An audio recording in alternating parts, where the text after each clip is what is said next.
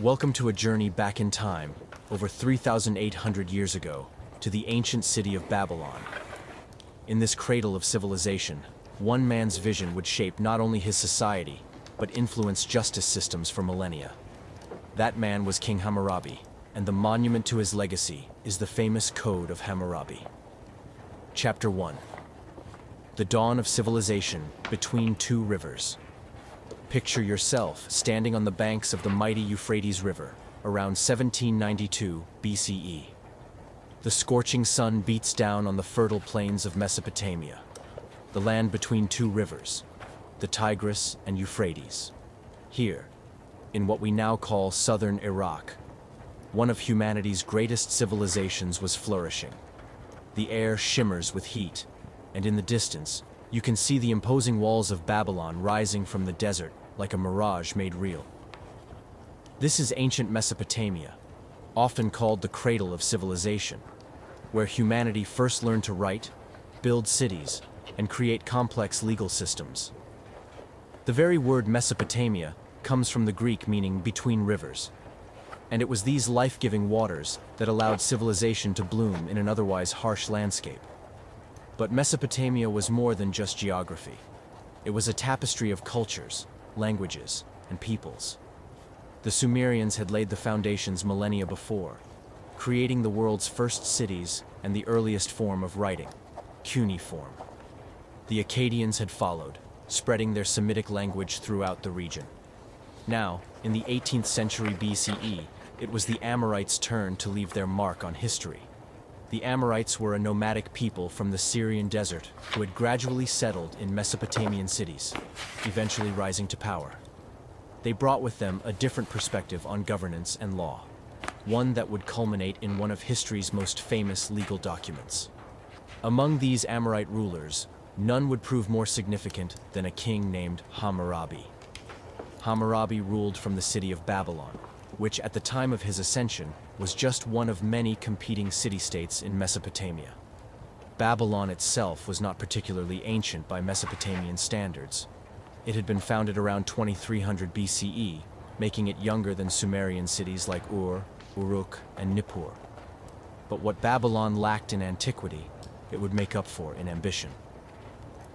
The Mesopotamian world that Hammurabi inherited was one of constant conflict and shifting alliances. City-states like Mari, Larsa, Eshnunna, and Assur all vied for control over trade routes and agricultural land. It was a world where diplomatic marriages were as important as military campaigns, where yesterday's ally could become tomorrow's enemy, and where the strong preyed upon the weak with impunity. Into this chaotic landscape stepped Hammurabi, whose very name meant great family in the Amorite language. Born around 1810 BCE, he would inherit the throne from his father, Sin-Muballit, around 1792 BCE. What made Hammurabi different from his predecessors and contemporaries was not just his military prowess or political acumen, but his vision of justice and order. The young king understood that to build a lasting empire, he needed more than just military conquest. He needed the consent of the governed.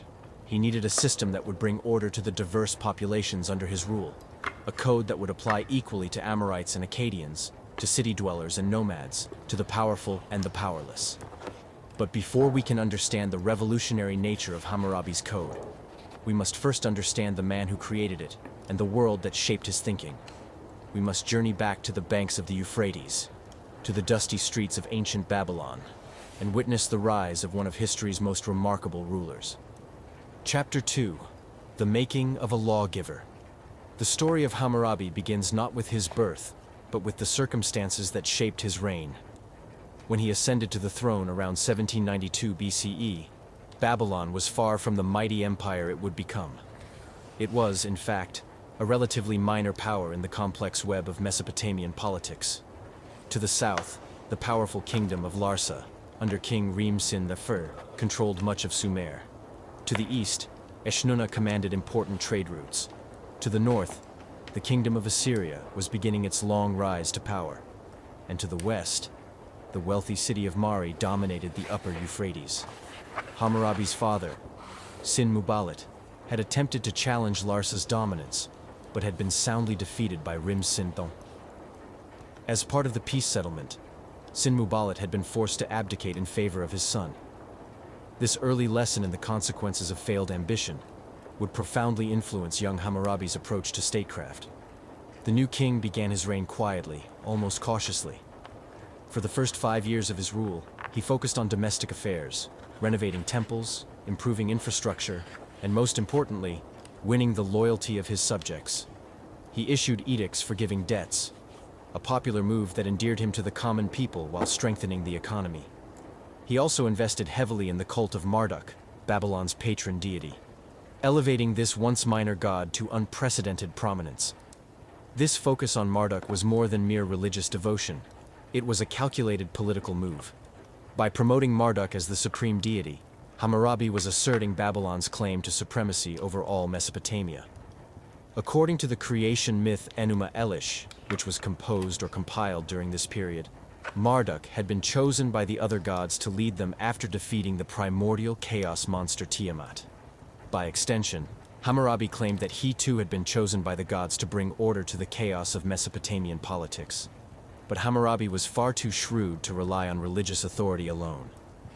While publicly renovating temples and proclaiming his piety, he was privately building up his military forces and intelligence network. He cultivated relationships with rulers throughout Mesopotamia, presenting himself as a trustworthy ally and potential partner. What his enemies didn't realize was that Hammurabi was playing a long game, one that would take decades to fully unfold. The turning point came in his 7th year of rule, around 1786 BCE. The Elamites, a powerful people from the Iranian plateau, launched a major invasion of Mesopotamia from the east. Faced with this external threat, many of the competing city-states temporarily set aside their differences to face the common enemy. Hammurabi allied himself with Rim-Sin-Fern of Larsa, the same ruler who had defeated his father. The coalition succeeded in repelling the Elamite invasion, but for Hammurabi, this was just the beginning. With masterful political maneuvering, he turned on his allies almost immediately after the victory. First, he conquered the cities of Uruk and Isin, which had been under Larsa's control. Then, forming new alliances with cities like Nippur and Lagash, he isolated and conquered Larsa itself, finally defeating the elderly Rim-Sin-Wy after nearly 60 years on the throne. These victories demonstrated Hammurabi's military skill, but they also revealed his political genius.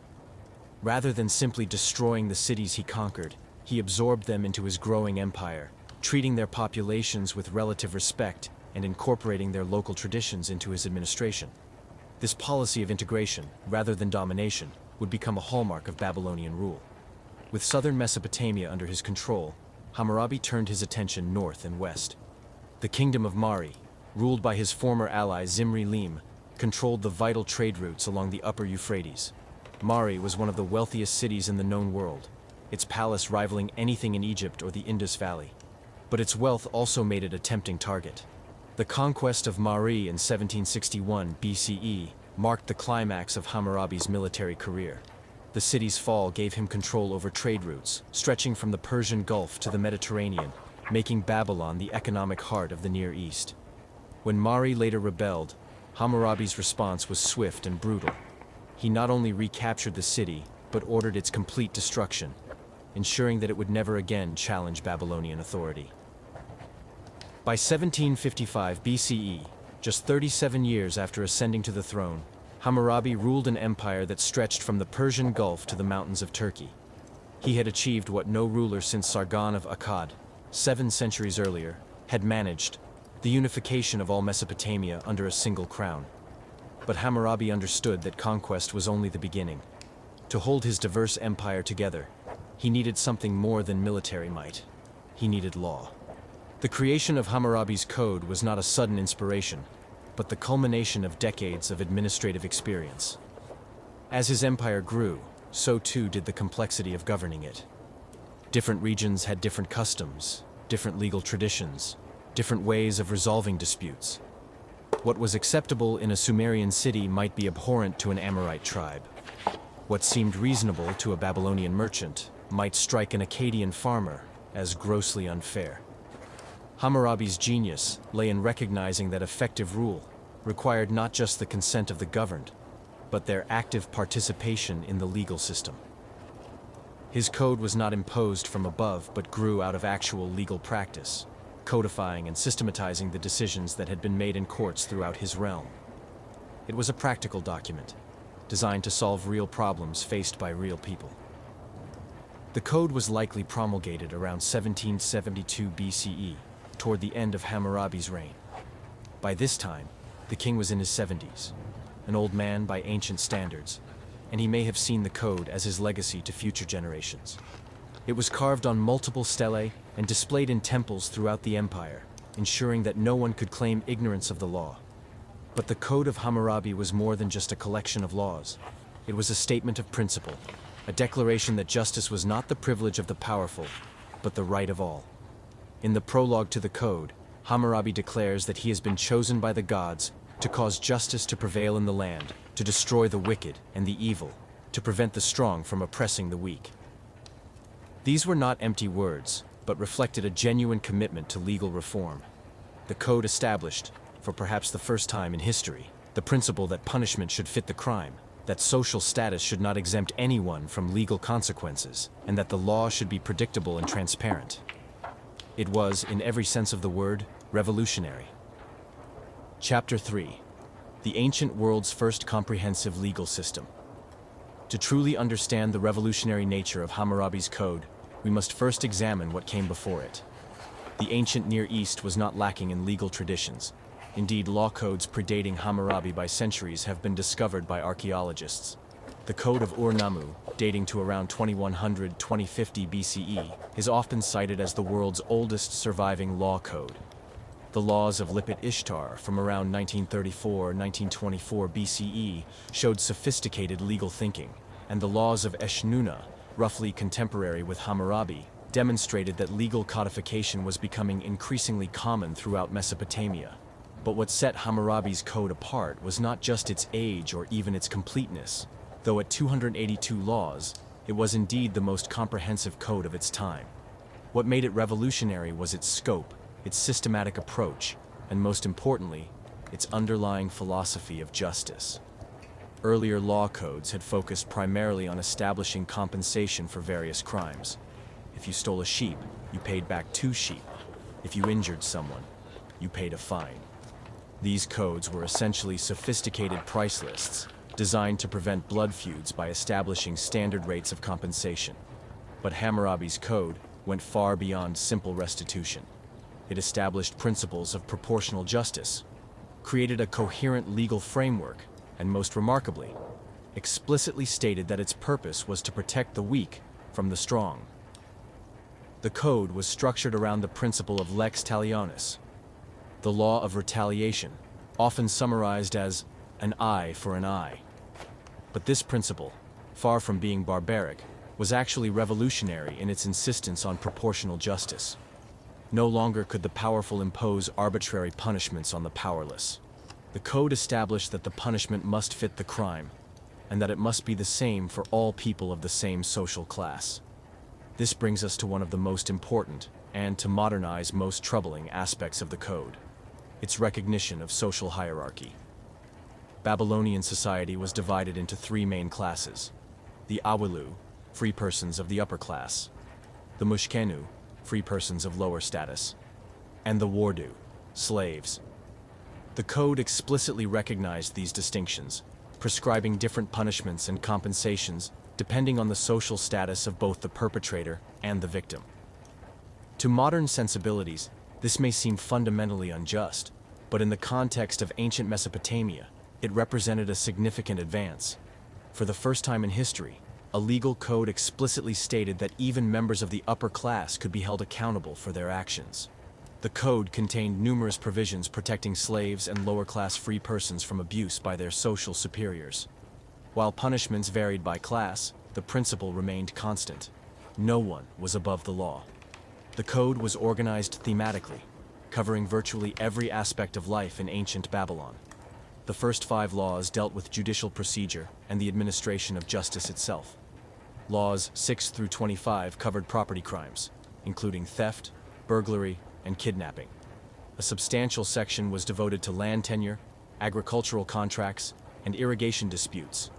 reflecting the vital importance of farming in Mesopotamian society. Perhaps most remarkably for a document from the 18th century BCE, nearly half of the code's provisions dealt with commercial law.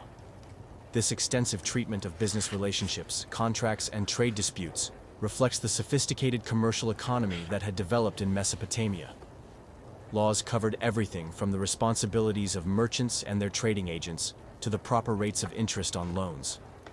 There were regulations for innkeepers, rules for the hire of boats and animals, and detailed provisions for construction contracts. The code's treatment of family law was equally comprehensive, devoting about a third of its provisions to marriage, divorce, inheritance, and parent-child relationships. These laws reveal a society that, while patriarchal, nonetheless recognized important rights for women and children. Women could own property, engage in business, and under certain circumstances, initiate divorce proceedings. Children had inheritance rights, and parents had specific responsibilities toward their offspring. One of the most fascinating aspects of the code is its treatment of professional responsibilities. Laws 215 to 240 established detailed regulations for various professions, including physicians, veterinarians, builders, and boat pilots. These laws established both the fees that professionals could charge and the consequences if they failed in their duties. A surgeon who successfully operated on a nobleman could charge 10 shekels of silver, but if the operation failed and the patient died, the surgeon's hands would be cut off. A builder who constructed a house so poorly that it collapsed and killed the owner would himself be executed. These professional regulations reveal several important principles underlying the code. First, they establish the idea of professional competence, that people who held themselves out as experts in their fields had special responsibilities. Second, they embody the principle of proportional liability. The greater your responsibility, the greater the consequences of failure. And third, they demonstrate the code's practical focus on real-world problems faced by ordinary people. The code's provisions on assault and personal injury provide some of its most famous examples. Law 196, which states that, if a man destroys the eye of another man, they shall destroy his eye, has echoed through the centuries as an example of ancient justice. But this law, and others like it, must be understood in context. Far from encouraging vengeance, they were designed to limit it, establishing that retaliation must be proportional to the original offense. The code also contained provisions that seem remarkably progressive by ancient standards. There were laws protecting the rights of women in business. There were regulations ensuring that debtors could not be enslaved for more than 3 years. There were even provisions for what we might today call social welfare, requirements that the strong protect the weak and that society care for its most vulnerable members. But perhaps the most revolutionary aspect of the code was not any single provision, but its underlying assumption that law should be public, predictable, and universal. The code was carved on large stone stelae and displayed in temples throughout the empire, where anyone who could read could consult them. No longer could judges make arbitrary decisions, or could the powerful claim ignorance of the law. This principle of legal transparency was reinforced by the code's format. Rather than abstract legal principles, it provided specific examples. If a man does X, then Y shall happen to him. This casuistic format, borrowed from earlier legal traditions but employed more systematically than ever before, made the law accessible to ordinary people and limited judicial discretion. The code even contained provisions regulating the conduct of judges themselves. Law 5 stated that any judge who rendered an incorrect decision would be removed from office permanently and required to pay a fine 12 times the amount at stake in the case. This recognition that judges, like everyone else, must be held accountable for their actions was revolutionary in its implications. Chapter 4. Deciphering the Stone. The structure and content of the laws. The basalt stele that contains the most complete version of Hammurabi's code stands over 7 feet tall and weighs approximately 4 tons. At its top, carved in relief, is one of the most iconic images from the ancient world, the sun god Shamash, seated on his throne, extending the rod and ring of justice to King Hammurabi. This image is more than decorative. It makes a profound statement about the source and nature of law itself. Shamash, known as Utu to the Sumerians, was the Mesopotamian god of the sun and justice. Ancient peoples believed that the sun, which saw everything that happened during the day, was uniquely qualified to serve as the divine judge. In the relief, Shamash is depicted with flames radiating from his shoulders, holding the symbols of royal authority, the rod of measurement, and the ring of justice. By receiving these symbols from Shamash, Hammurabi claims divine authorization for his laws. This divine sanction was crucial to the code's authority. In the ancient world, law was not seen as a human creation, but as a reflection of divine will. By claiming that his laws came from Shamash, Hammurabi was asserting that they were not arbitrary royal edicts, but eternal principles of justice. This divine authority helped ensure that the code would be respected long after Hammurabi himself was dead. Below this striking relief, the text of the code begins with an elaborate prologue.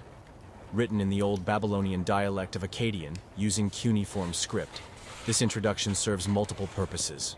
First, it establishes Hammurabi's credentials as a ruler chosen by the gods. The prologue lists his titles and accomplishments, describing how he was selected by Anu and Enlil, the chief gods of the Mesopotamian pantheon, to rule over all peoples. But the prologue does more than simply glorify the king. It explicitly states the purpose of the laws that follow: to cause justice to prevail in the land, to destroy the wicked and the evil, to prevent the strong from oppressing the weak, to go forth like the sun over the black head race, to enlighten the land, and to further the welfare of the people. This statement of purpose reveals the revolutionary nature of Hammurabi's vision. Law exists not to benefit the ruler, but to serve justice and protect the vulnerable. The 282 individual laws that follow the prologue are arranged roughly by subject matter, though the organization is not always systematic by modern standards.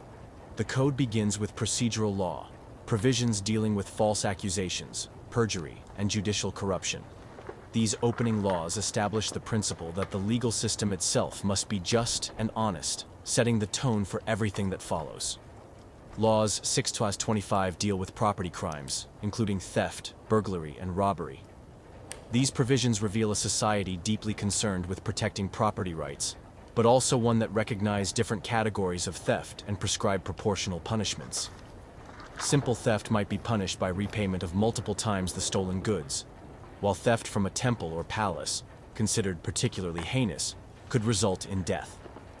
One of the most extensive sections of the code, Laws 26-126, deals with land, houses, and commercial relationships. This section reflects the complexity of Mesopotamian society, with its sophisticated agricultural system, urban real estate market, and extensive trade networks. Laws cover everything from military service obligations tied to land tenure to the responsibilities of tenant farmers. There are detailed provisions for irrigation disputes, a matter of life and death in the arid Mesopotamian climate. The commercial laws in this section are particularly remarkable for their sophistication. They establish standard practices for loans, investments, and trade partnerships. Law 102, for example, deals with investment partnerships, specifying that if a trading agent suffers losses through no fault of his own, he need only return the original capital to his investor. Such provisions reveal a mature commercial economy with complex financial instruments. Laws 127-194 constitute the code's extensive treatment of family law. These provisions cover marriage contracts, divorce proceedings, adultery, inheritance, and parent-child relationships. While these laws reflect the patriarchal nature of Babylonian society, they also reveal surprising protections for women and children.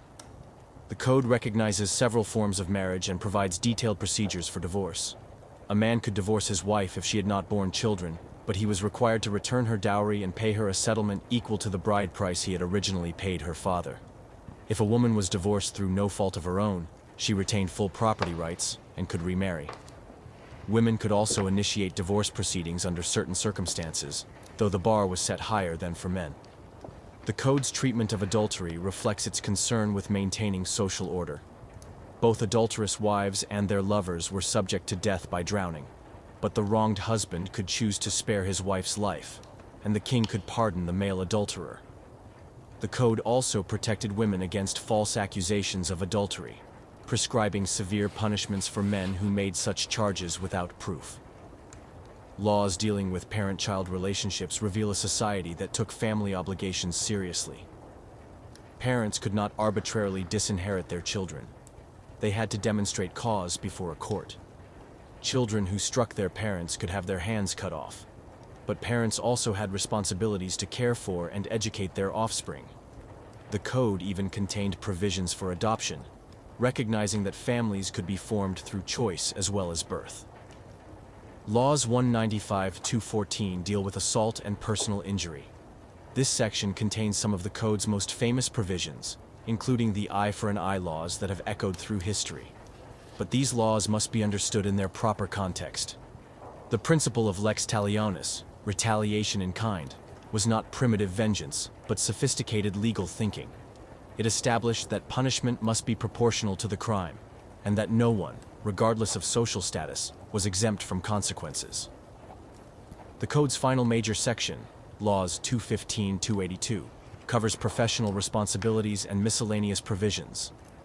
These laws establish standards for physicians, builders, boat pilots, and other skilled workers. They also dealt with agricultural workers, rates of hire for various services, and finally, regulations concerning slaves. The code concludes with an epilogue as elaborate as its prologue. Like the introduction, the epilogue emphasizes the divine source of the laws and their purpose in establishing justice. But it also contains a remarkable passage in which Hammurabi addresses future kings. He warns that any ruler who alters or destroys his laws will be cursed by the gods. More positively, he encourages future rulers to use his code as a guide for establishing justice in their own lands. This epilogue reveals Hammurabi's understanding that law is not static, but must evolve to meet changing circumstances. While he claims divine authority for his specific provisions, he also recognizes that future rulers may need to adapt these laws to new situations. This flexibility, combined with the code's systematic approach and underlying principles, helps explain why it remained influential for centuries after Hammurabi's death. The language and style of the code also deserve attention. Written in Akkadian cuneiform, it uses clear, straightforward language that could be understood by educated people throughout Mesopotamia. The laws follow a consistent if-then format. If a person does X, then Y punishment shall be imposed. This casuistic approach, focusing on specific cases rather than abstract principles, made the law concrete and accessible. The code's provisions reveal a society of remarkable complexity and sophistication. This was not a simple agricultural community, but an urban civilization with extensive trade networks, professional specialists, and complex social relationships. The laws assume literacy among merchants and property owners. They presuppose a monetary economy with standardized weights and measures. They reflect a world where people traveled long distances for trade, where written contracts were common, and where disputes required formal legal resolution. Yet for all its sophistication, the code remained grounded in practical concerns. These were not abstract legal theories, but practical solutions to real problems faced by real people.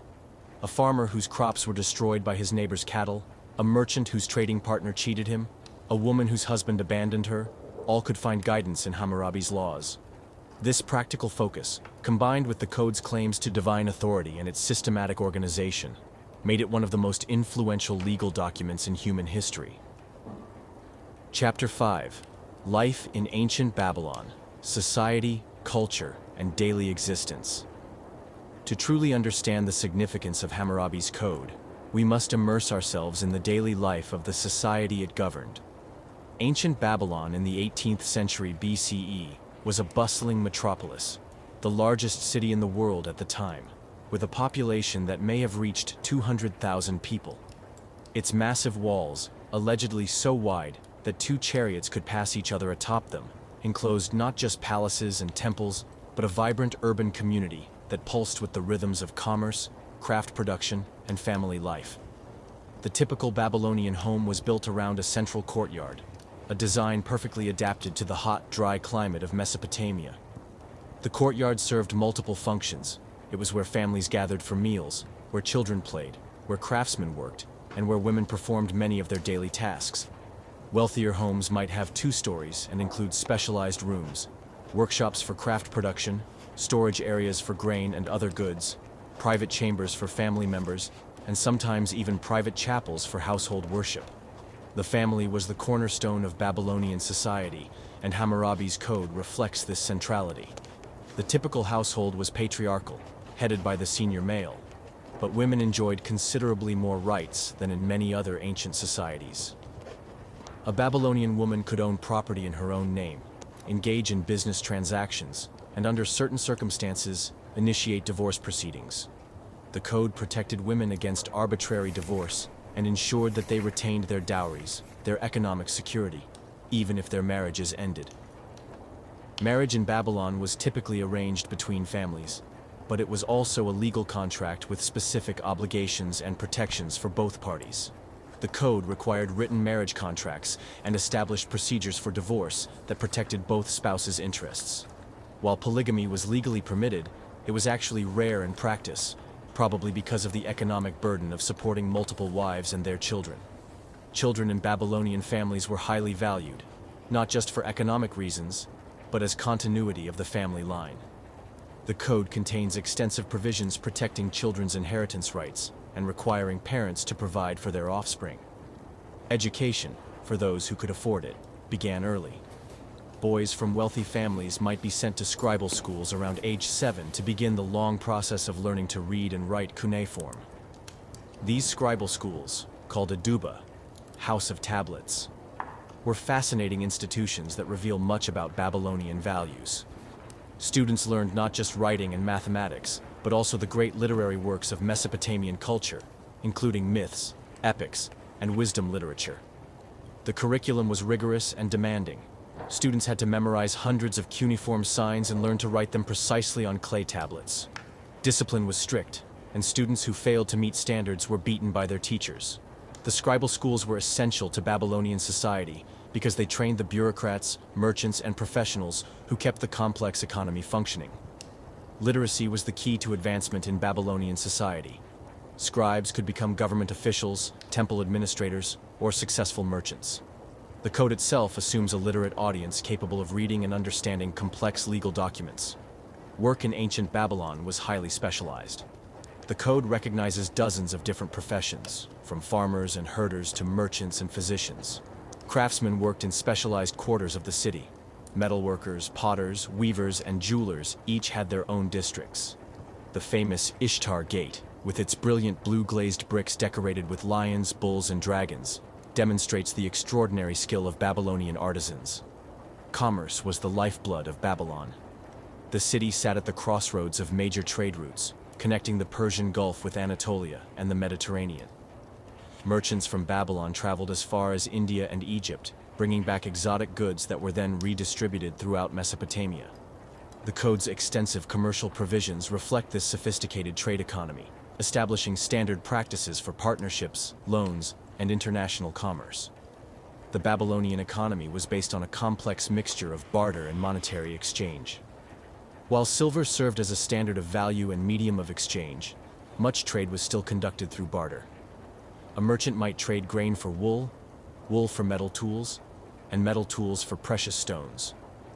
The code establishes standard exchange rates and requires honest dealing in all transactions. Agriculture remained the foundation of the Babylonian economy, despite the city's commercial importance. The fertile alluvial soil between the Tigris and Euphrates, when properly irrigated, could produce enormous crops of barley, wheat, and dates. But irrigation in Mesopotamia required constant maintenance and careful management, a responsibility that fell partly on individual farmers and partly on the state. The code contains numerous provisions dealing with irrigation disputes, reflecting both the importance of water management and the conflicts it could generate. Farmers who failed to maintain their sections of irrigation canals could be held liable for crop losses suffered by their neighbors. Those who stole water or damaged irrigation works faced severe penalties. These laws were not abstract legal principles but practical necessities for survival in an arid land. Religion permeated every aspect of Babylonian life. The great ziggurat of Marduk, known as Etemenanki, House of the Foundation of Heaven and Earth, dominated the city's skyline.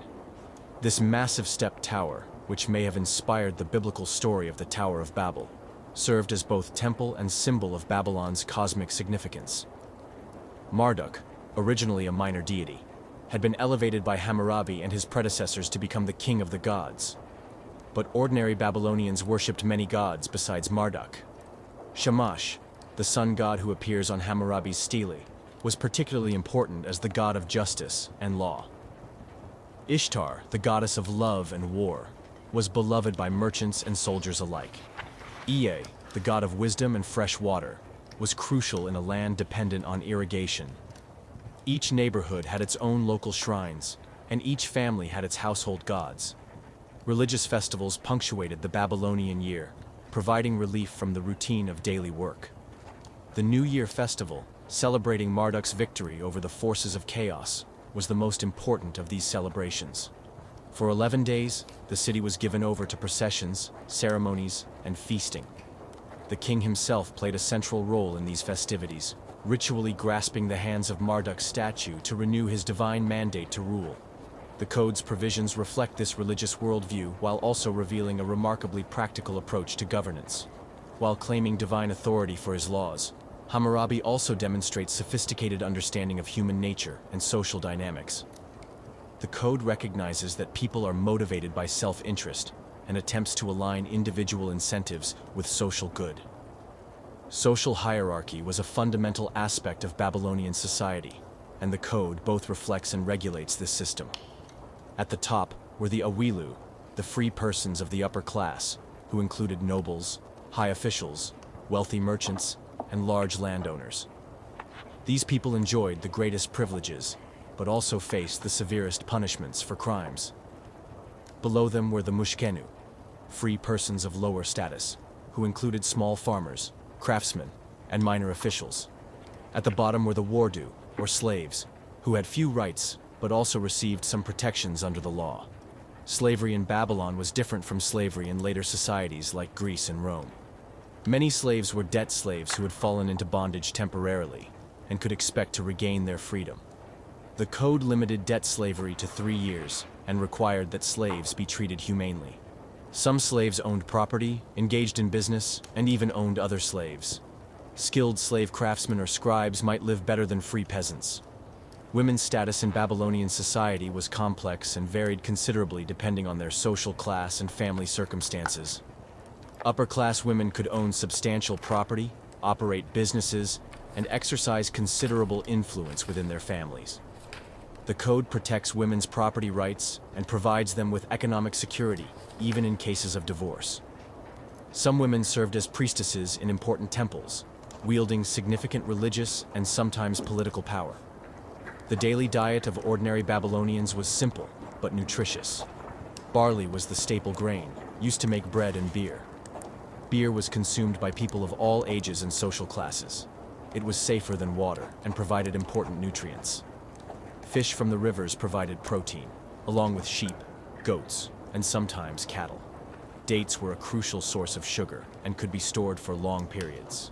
Vegetables included onions, garlic, leeks, and various legumes. Clothing in Babylon was typically made from wool or linen, depending on the wearer's wealth and status. The code contains several provisions regulating the textile trade, reflecting the importance of cloth production and trade in the Babylonian economy. Both men and women wore long tunics, with wealthier individuals adding elaborate decorations and jewelry. The code even regulates the marking of slaves' clothing to prevent fraud. Entertainment and leisure activities provide glimpses into the human side of Babylonian life. Families enjoyed music and storytelling. Board games similar to modern backgammon were popular. Wealthy men hunted lions and other game animals. Wrestling and boxing were common sports. The Epic of Gilgamesh and other literary works suggest that Babylonians enjoyed elaborate tales of adventure, love, and heroism. This, then, was the society that Hammurabi's code was designed to govern. A complex, sophisticated urban civilization with extensive trade networks, specialized crafts, and elaborate social hierarchies. It was a society where wealth and poverty existed side by side, where individual ambition was balanced against family obligations, where religious faith coexisted with practical materialism. The code's genius lay in providing a legal framework flexible enough to accommodate this complexity while maintaining basic principles of justice and order. Chapter 6. The discovery that changed history. For over 3 millennia, The great stele of Hammurabi lay buried beneath the sands of time, forgotten by the world that had once revered it. The mighty Babylonian Empire had fallen, Akkadian had ceased to be spoken, and cuneiform writing had given way to alphabetic scripts. Yet in the winter of 1901, in the ruins of the ancient city of Susa in what is now Iran, a French archaeological expedition was about to make one of the most significant discoveries in the history of law. The man responsible for this momentous discovery was Jacques de Morgan, a distinguished French archaeologist and mining engineer who had already made his mark in Egypt before turning his attention to Mesopotamia. De Morgan was leading the French archaeological mission in Iran, systematically excavating the ancient site of Susa, once the capital of the Elamite kingdom. Susa had been a major power in the ancient Near East, alternately ally and enemy of the Mesopotamian kingdoms to the west. On that fateful day in December 1901, one of De Morgan's team members, the Egyptologist Gustave Jacquier, made an extraordinary find. Emerging from the dusty soil was a large piece of black basalt, clearly carved but broken into several fragments. As the archaeologists carefully excavated around the find, they realized they had discovered something remarkable: a massive stone stele covered with cuneiform writing. The stele had been broken into 3 large pieces, but when reassembled, it stood over 7 feet tall and revealed itself to be one of the most complete ancient texts ever discovered. At its top was a beautifully carved relief showing a seated figure extending symbols of authority to a standing man. Below this scene, covering most of the stele's surface, were column after column of cuneiform text. But what was this magnificent artifact doing in Susa, hundreds of miles from Babylon? The answer lay in the violent history of ancient Mesopotamia. In the 12th century BCE, some 600 years after Hammurabi's death, the Elamite king Shutruk-Nahunte had invaded Babylonia and sacked numerous cities. Among the treasures he carried back to Susa as spoils of war was Hammurabi's great law stele, along with other precious artifacts, including a statue of the god Marduk. The Elamites recognized the importance of their prize. Rather than simply destroying it, they apparently planned to add their own inscriptions to commemorate Shutruk-Nahunte's victories. The stele was found in what appears to have been a workshop where such modifications would have been made. Ironically, this act of cultural appropriation helped preserve the code for posterity. Had it remained in Babylon, it might well have been destroyed in one of the many subsequent sacks of that city. The task of deciphering the stele fell to Father Jean-Vincent Schiele, a Dominican priest and Assyriologist who was part of De Morgan's expedition. Schiele was an expert in cuneiform script and Akkadian language, and he quickly recognized that he was dealing with a legal text of extraordinary importance. Working by candlelight in primitive conditions, Schiele began the painstaking process of copying and translating the thousands of lines of cuneiform text. Schiele's initial translation was published with remarkable speed. On September 15, 1902, less than a year after the stele's discovery, his French translation appeared in the Mémoire de la Délégation en Perse. The impact was immediate and profound. Here was a complete law code from the dawn of civilization, predating Moses by several centuries, and containing legal principles that seemed startlingly modern. The discovery sent shockwaves through the scholarly world. German and English translations appeared the following year, and soon scholars around the globe were debating the significance of Hammurabi's code. For the first time, the modern world had concrete evidence of sophisticated legal thinking in the ancient Near East.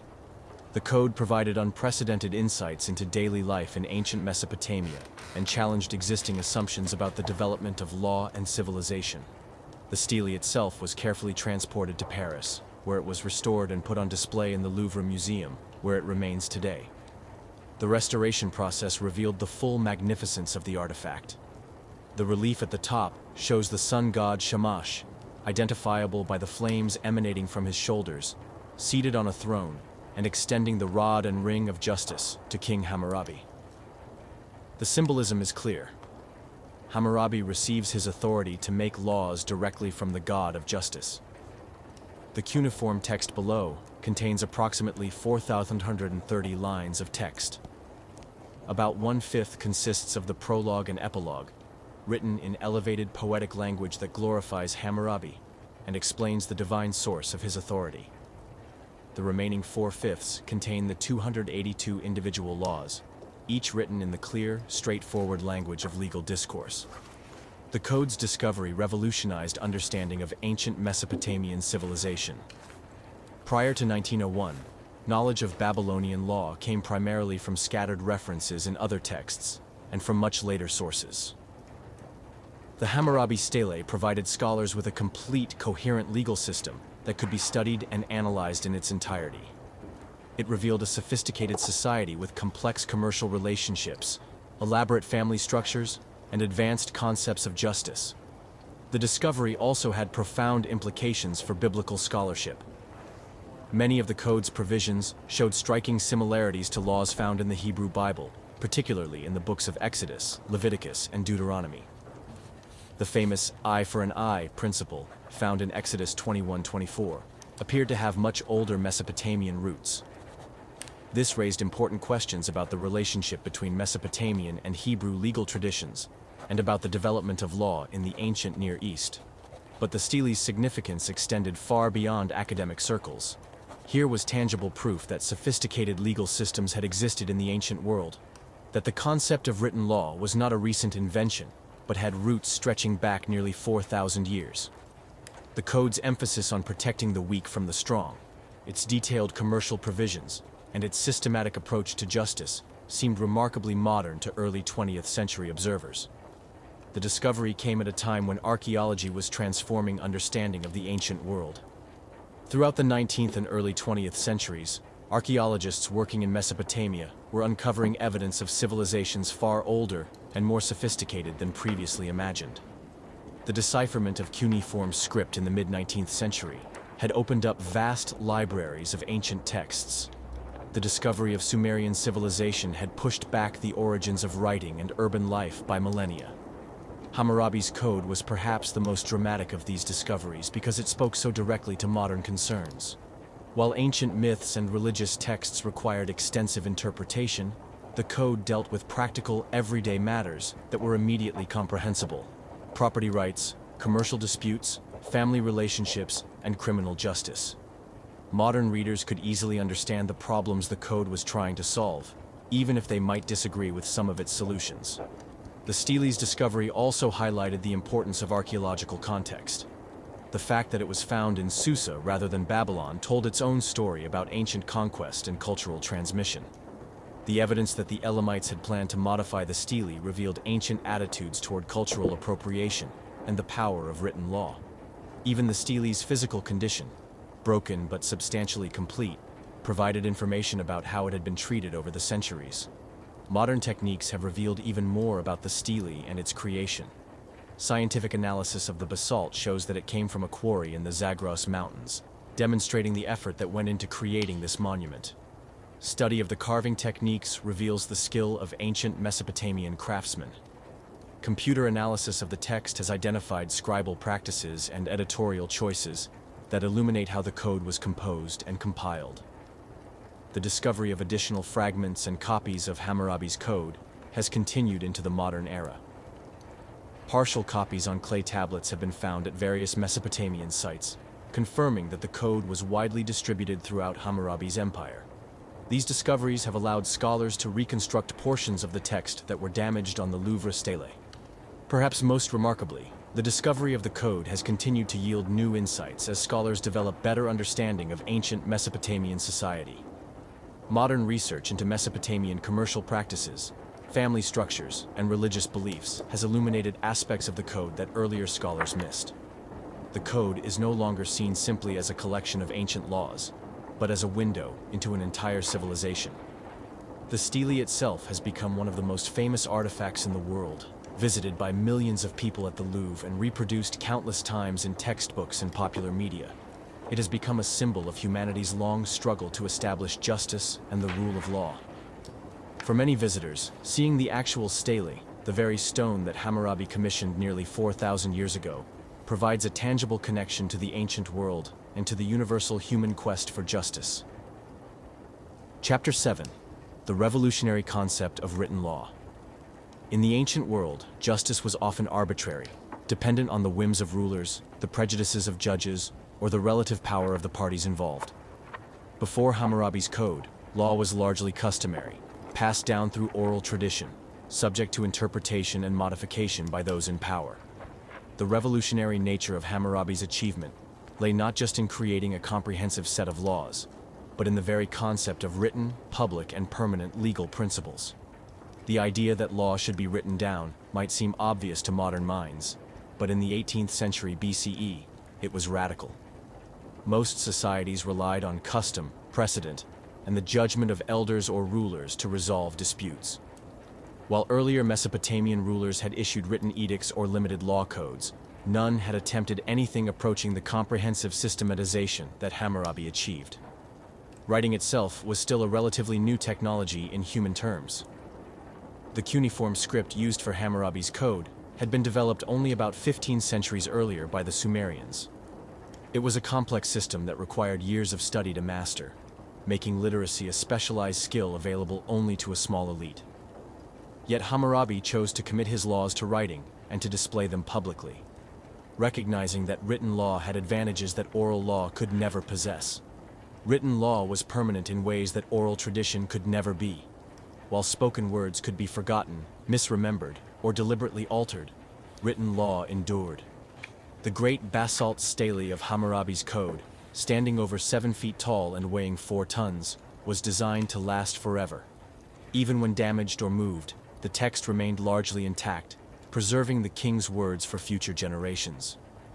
More importantly, written law was public.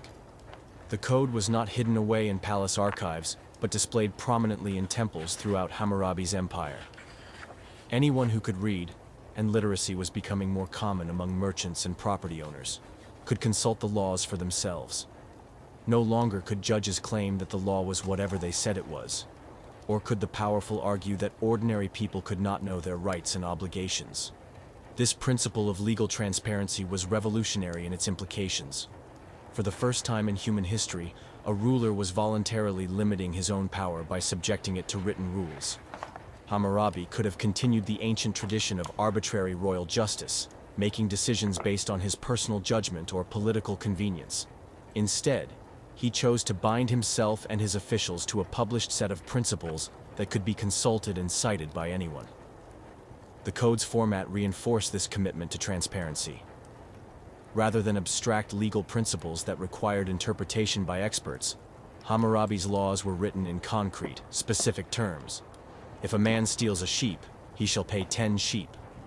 If a builder constructs a house that collapses and kills the owner, the builder shall be executed. This casuistic approach, providing specific examples rather than general rules, made the law accessible to ordinary people. The systematic organization of the code also represented a major advance in legal thinking. Earlier law codes had been essentially lists of individual provisions without clear organizing principles. Hammurabi's code, while not perfectly systematic by modern standards, grouped similar laws together and arranged them in a logical sequence. This organization made the code easier to use and understand, and it demonstrated a sophisticated grasp of legal categories and relationships. Perhaps most importantly, the code established the principle that law should serve justice, not just political convenience.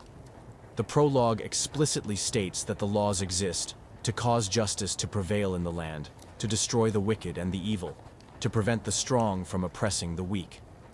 This was not mere rhetoric, but a revolutionary statement of legal philosophy.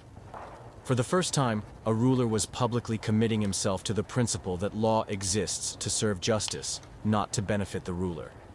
This commitment to justice was reinforced by the code's substantive provisions. While the code certainly reflected the social hierarchies of its time, it also contained numerous protections for the weak and vulnerable. Slaves could not be mistreated without consequence. Women had property rights and protections against arbitrary divorce. Even the poorest free person had rights that could not be violated with impunity. The code also established the crucial principle that law should be predictable. Under the old system of customary law, people could never be certain how disputes would be resolved. The same action might be punished severely in one case and overlooked in another, depending on the whims of the judge or the political circumstances.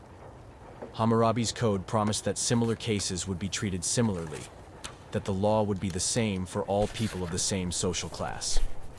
This predictability was essential for the development of complex commercial relationships. Merchants needed to know what would happen if contracts were breached, if goods were stolen, if partnerships dissolved. Farmers needed to understand their obligations regarding irrigation maintenance and crop sharing. Craftsmen needed to know what standards they would be held to and what would happen if their work proved defective. The code provided this certainty, creating a stable legal environment in which commerce could flourish. The code's approach to punishment was also revolutionary.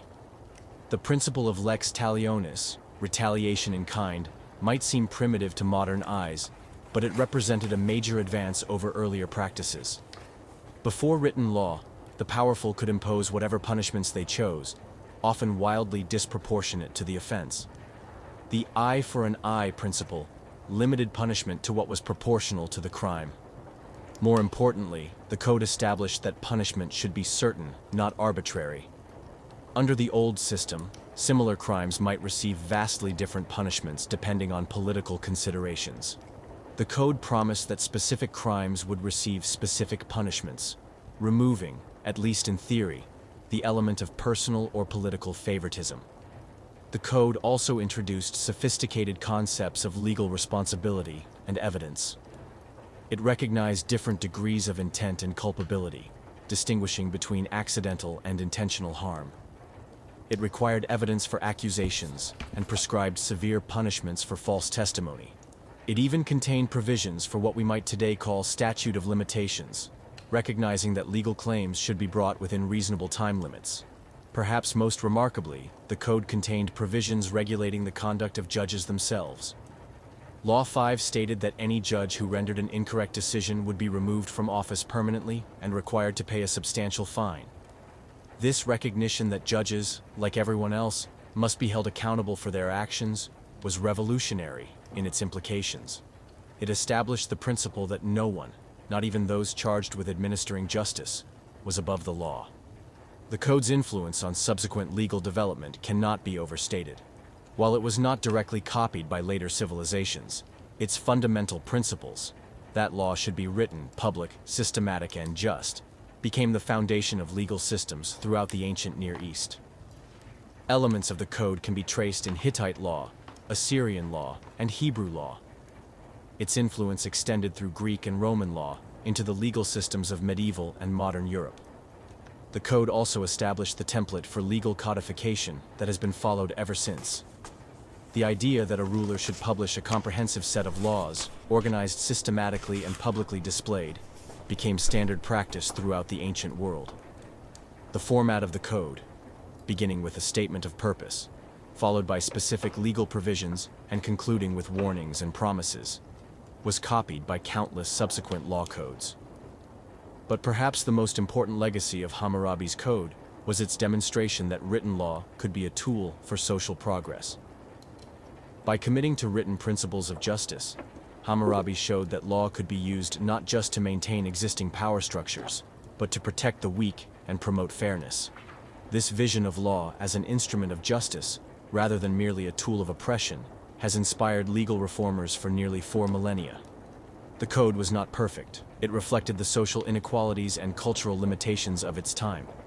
But it established principles and precedents that would gradually expand to encompass broader concepts of human rights and equality. The idea that law should protect the weak from the strong, that justice should be predictable and transparent, that even rulers should be bound by written principles. These concepts, first articulated in Hammurabi's code, remain at the heart of modern legal systems. In creating the world's first comprehensive written law code, Hammurabi did more than solve the practical problems of governing a diverse empire. He established principles that would echo through the ages, demonstrating that human societies could aspire to justice, fairness, and the rule of law. In doing so, he helped lay the foundation for civilization itself. Chapter 8: Women, Family, and Society in Ancient Babylon. The Code of Hammurabi provides us with an extraordinary window into the lives of women and families in ancient Mesopotamia, revealing a society that was simultaneously patriarchal and surprisingly progressive in its treatment of women's rights. To understand the full significance of these laws, we must step into the sandaled feet of a Babylonian woman and experience the world as she would have known it nearly 4,000 years ago. Imagine Ninuaha, a fictional but representative Babylonian woman of the merchant class in Hammurabi's time. Her story begins before her birth, when her father first contemplates the dowry he will need to provide for his daughter's marriage. Unlike many ancient societies where women were simply transferred from father to husband like property, Babylonian women brought substantial economic assets to their marriages in the form of dowries, and these remained their personal property throughout their lives. When Ninuaha reaches marriageable age around 16, her parents begin negotiating with potential suitors. The marriage contract that results is not a simple ceremony, but a complex legal document that will govern her rights and obligations for the rest of her life. Under Hammurabi's code, this contract must be written and witnessed. Verbal agreements are not sufficient for such an important transaction. The code's provisions reveal that Babylonian marriage was fundamentally an economic partnership. The husband provides a bride price to the woman's family, compensating them for the loss of her labor and demonstrating his ability to support her. In return, the wife brings her dowry, which often includes land, livestock, slaves, and precious objects. Crucially, under the code, this dowry remains the woman's property. Her husband cannot sell it or give it away without her consent. Once married, Ninuaha discovers that Babylonian wives enjoyed considerably more legal rights than women in many other ancient societies. She can own property in her own name, engage in business transactions, and even sue in court. If she has inherited land from her father, or received it as part of her dowry, she can rent it out, sell it, or bequeath it to her children. Some Babylonian women became wealthy merchants or property owners, controlling substantial business enterprises. The code also protects women against arbitrary treatment by their husbands. While a man can divorce his wife under certain circumstances, he cannot simply cast her out without cause. If he divorces a wife who has borne him children and who has committed no fault, he must return her dowry and provide her with support for the rest of her life. If she has been a good wife who has borne children, she can even claim a share of his property equal to what one of his children would inherit. Perhaps most remarkably, the code allows women to initiate divorce proceedings under certain circumstances. If a husband abandons his wife or fails to support her, she can petition the court for divorce. If the court finds in her favor, she not only gets her freedom but also retains her dowry and may receive additional compensation. This was an extraordinary protection for women in an age when marriage was usually considered permanent, and dissolution was typically a male prerogative. The code's treatment of adultery reveals both the constraints and protections that surrounded married women. An adulterous wife and her lover could both be sentenced to death by drowning, reflecting the serious view Babylonian society took of marital fidelity. But the code also protected women against false accusations of adultery. A husband who accused his wife without proof could face severe punishment himself. Moreover, even if adultery was proven, the husband could choose to forgive his wife and spare her life. For women like Ninuaha who successfully navigate marriage and motherhood, the code provides extensive protections for their role as mothers. Children belong to both parents, not just to the father, and women have important rights in decisions about their children's futures. The code contains detailed provisions about inheritance rights, ensuring that children receive their fair share of both parents' property. The code also recognizes that not all women follow the conventional path of marriage and motherhood. Some women serve as priestesses in the temples, positions that often required celibacy or restricted marriage. The code protects these women's property rights and ensures that they can dispose of their wealth as they choose. Some priestesses became wealthy and influential, controlling substantial temple properties and playing important roles in religious and economic life. Women in business faced both opportunities and constraints under the code. While they could engage in trade and own property, they were also subject to special regulations. Female tavern keepers, for example, faced particular scrutiny because taverns were seen as potentially disreputable establishments. The code requires tavern keepers to report suspicious activities to the authorities and prescribes severe punishments for those who fail in this duty.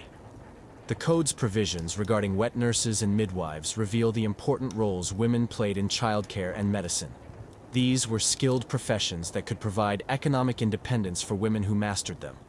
The code establishes standards for their conduct and provides legal remedies if they fail in their duties. It also recognizes the special relationship between wet nurses and the children they care for, providing protections for both parties. Slavery was an unfortunate reality of ancient life, and the code contains numerous provisions regarding female slaves. While slavery was inherently oppressive, Babylonian law provided some protections even for enslaved women. Female slaves could not be sexually abused by their masters with impunity. The code recognizes their dignity as human beings, even while acknowledging their unfree status. Slave women could own property, engage in business, and even purchase their freedom. The code also addresses the complex situation of concubinage, a form of secondary marriage that was common in ancient Mesopotamia. Concubines were not full wives, but had recognized legal status and certain rights. Their children could inherit from their fathers, though typically less than the children of full wives. The code regulates these relationships, ensuring that concubines receive fair treatment and that their rights are protected. For women at the margins of society, widows, divorcees, and those without male protection, the code provides crucial safeguards. Widows retain control of their dowries and can remarry if they choose. The code protects them against exploitation by their late husband's relatives and ensures that they can provide for themselves and their children. These provisions were vital in a society where women without male protection faced significant economic vulnerability. The legal processes available to women under the code were remarkably sophisticated. Women could appear in court, give testimony, and pursue legal remedies for wrongs done to them. While they might need male relatives to represent them in some cases, they were not excluded from the legal system. The code even provides for situations where women must prove their legal claims through ordeals, tests that were believed to reveal divine judgment. Education was generally limited for women in ancient Babylon, but the code suggests that some women were literate and involved in business affairs. Female scribes were rare, but not unknown, and some women clearly had sufficient education to manage complex economic transactions. The code's provisions assume that at least some women could understand and navigate the legal system independently. The religious roles available to women provide another window into their status in Babylonian society. While men dominated the highest religious offices, women served as priestesses, temple administrators, and ritual specialists. Some of these positions carried considerable prestige and economic power. The code protects the rights of religious women and ensures that they can fulfill their spiritual obligations without interference. The code's treatment of women reflects the broader values and contradictions of Babylonian society. It was a patriarchal culture that nonetheless recognized women as legal persons with rights and responsibilities. It was a society that valued women primarily for their roles as wives and mothers, but also created space for women to exercise economic and social agency. It was a civilization that protected women against arbitrary treatment while also constraining their freedom in important ways. When we compare the code's provisions regarding women to contemporary legal systems in other parts of the ancient world, Babylonian women appear to have enjoyed relatively favorable treatment. They had more property rights than women in many other societies, greater access to divorce, and more protection against abuse. While they were certainly not equal to men in all respects, they were far from powerless. The family structure that emerges from the code is complex and dynamic. Families were economic units as well as social ones, with both men and women contributing to the household's prosperity. Children were valued not just as heirs, but as sources of labor and old-age security. The extended family network provided social support and economic assistance, creating a web of mutual obligation that sustained individuals through life's challenges. Marriage patterns reveal a society in which practical considerations were balanced against personal preferences. While marriages were typically arranged by families, the code suggests that the consent of both parties was important. The detailed provisions for divorce indicate that marriages that failed could be dissolved, providing an escape valve for relationships that became intolerable. The code's emphasis on written contracts and legal procedures reflects the growing sophistication of Babylonian society. Family relationships were increasingly governed by formal agreements rather than just custom and tradition.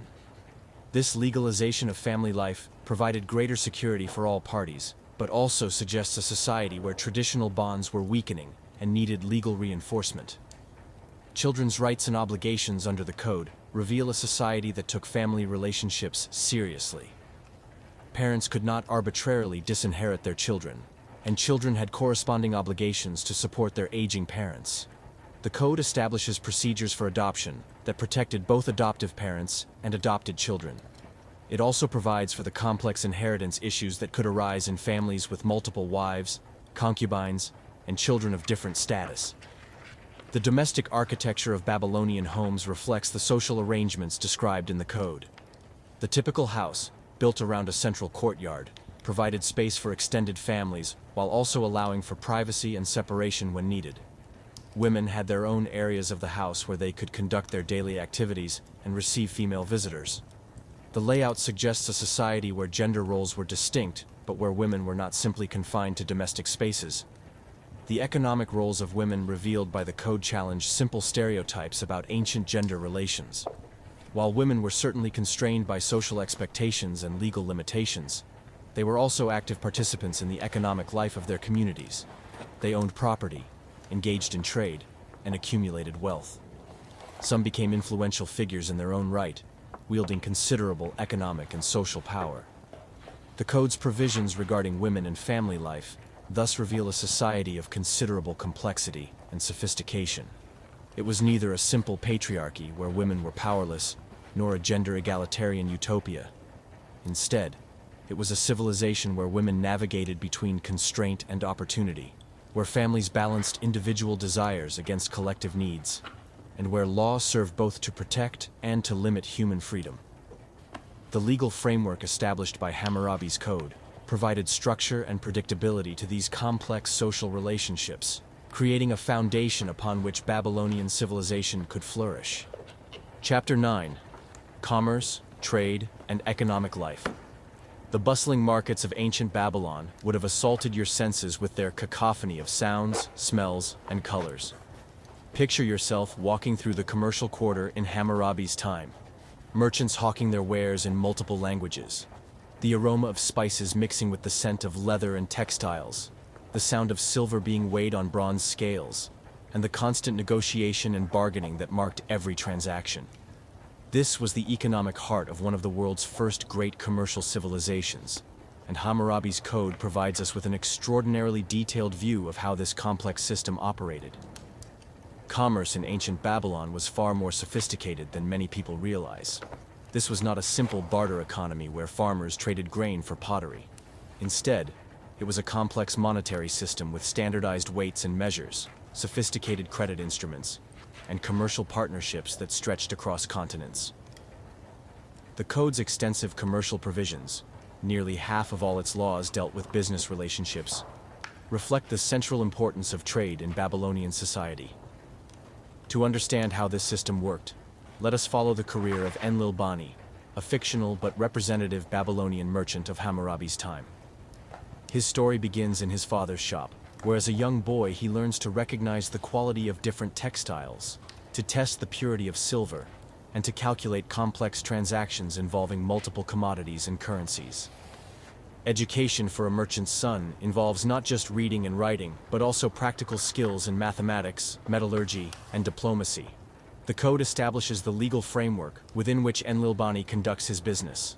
Law after law deals with commercial relationships, the responsibilities of trading agents, the division of profits and partnerships, the consequences of breach of contract, the proper procedures for loans and investments. These are not abstract legal principles, but practical rules designed to solve real problems faced by real merchants. One of the most sophisticated aspects of Babylonian commerce was the institution of the trading agent, or tamkaram. Enlil-Bani, like many successful merchants, does not personally travel to distant markets. Instead, he employs agents who take his goods to far-off cities and bring back exotic products from foreign lands. The code establishes detailed rules for these relationships: how profits should be divided, what happens if goods are lost or stolen, how disputes between merchants and agents should be resolved. Law 102 provides a typical example. If a merchant gives money to a trading agent for investment, and he suffers a loss on his journey, he shall return the capital to the merchant. This law protects both parties. The merchant is guaranteed the return of his capital, while the agent is not held liable for losses beyond his control. Such provisions were essential for long-distance trade, where journeys could take months, and where merchants had to trust agents they might not see for years. The code also deals extensively with contracts and commercial agreements. In a world without modern banking or insurance, written contracts were essential for complex business relationships.